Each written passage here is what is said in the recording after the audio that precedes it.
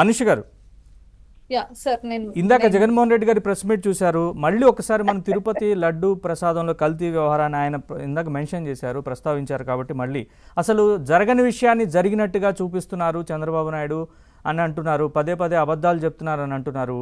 TTD EO జరగలేదని చెప్పారు, లడ్డూలో కల్తీ జరగలేదని చెప్పారు నెయ్యిలో. కానీ చంద్రబాబు నాయుడు మాత్రం పదే పదే చెప్తున్నారని, 100 రోజుల పాలన నుంచి, వాళ్ళ తప్పిదాల నుంచి, వైఫల్యాల నుంచి డైవర్ట్ చేయడానికి ఇదంతా డైవర్షన్ పాలిటిక్స్ అని జగన్మోహన్ రెడ్డి గారు అన్నారు ఇందాక. డైవర్షన్ పాలిటిక్స్ అయితే ఈరోజు నువ్వు అసలు తిరుమలకు రావాల్సిన అవసరం లేదుగా.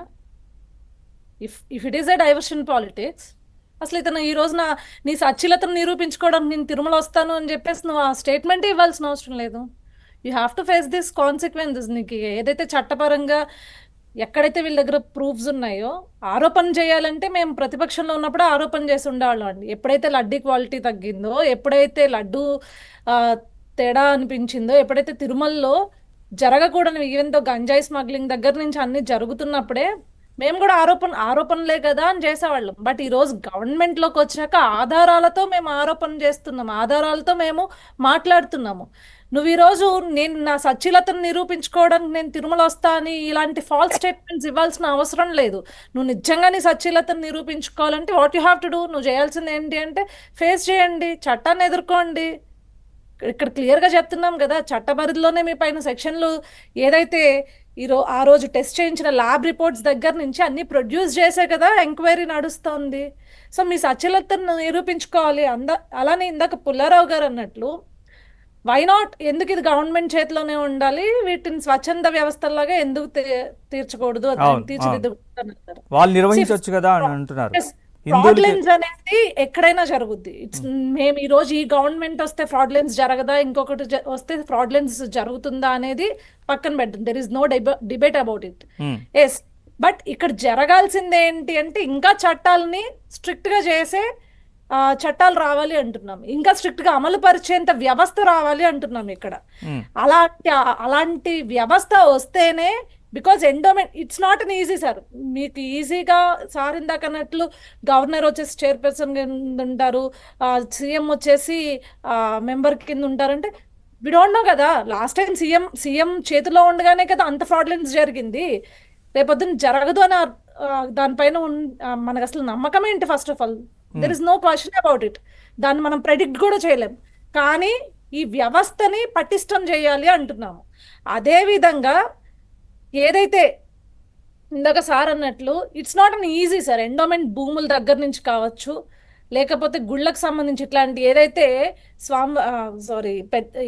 ఈ తిరుమల దేవస్థానం కావచ్చు, సింహాచలం కావచ్చు, ఇట్లాంటి ఏవైతే ట్రస్ట్స్ ఉన్నాయో ఇవన్నిటిలో మీకు తెలిసింది, అందరికీ తెలిసిన విషయం ఏంటి అంటే చాలా పెద్ద మొత్తంలో భక్తులందరూ కూడా స్వామివారి కానుకలు కావచ్చు ఇవన్నీ కూడా ఒక ప్రైవేట్ పర్సన్స్కి ఇస్తే గవర్నమెంట్ అండర్ మానిటరింగ్ లేకపోతే ఈజీగా ఫ్రాడ్లెన్స్ జరిగేందుకు అవకాశం ఉండింది. సో వీటన్నిటిని ఇంత పెద్ద వ్యవస్థను రన్ చేస్తున్నప్పుడు సార్ అన్నట్లు ఎస్, ఇందులో లోపాలని సరిచేయాల్సిందే, సరి చేసుకుంటే వ్యవస్థని పటిష్టం చేసుకోవాల్సిందే. రేపొద్దున ఏ ముఖ్యమంత్రి వచ్చి మళ్ళీ జగన్మోహన్ రెడ్డిలా చేసిన, జగన్మోహన్ రెడ్డిలాగా ఆ యొక్క దేవాలయాల్ని కేవలం ఈ డబ్బులు బ్యాంకులో చూస్తే గనక, ఫినాన్షియల్గా వీళ్ళు స్ట్రెంగ్తన్ అవ్వడం కోసం కనుక వీటిని వాడుకుంటే గనక, కఠినమైన శిక్షలు గనక అమలు పరిస్తే రేపొద్దున వచ్చేవాళ్ళు కూడా ఇలాంటి వాటిల్లో, ఈ వ్యవస్థల్లో కూడా ఇలాంటి అవినీతిని తీసుకురావడానికి ఆలోచిస్తారు. ఇది మనం చేయాలి.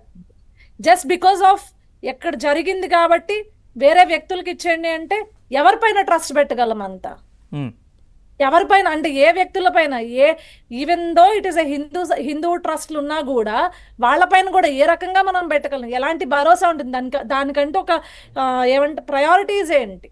దానికంటూ అసలు వాళ్ళు నిజంగా ఇంత వీళ్ళు చేయగలరు అనే దానికి వాళ్ళకు ఉండే శాంటిటీ ఏంటి? ఇందాక సార్ అన్నట్లు.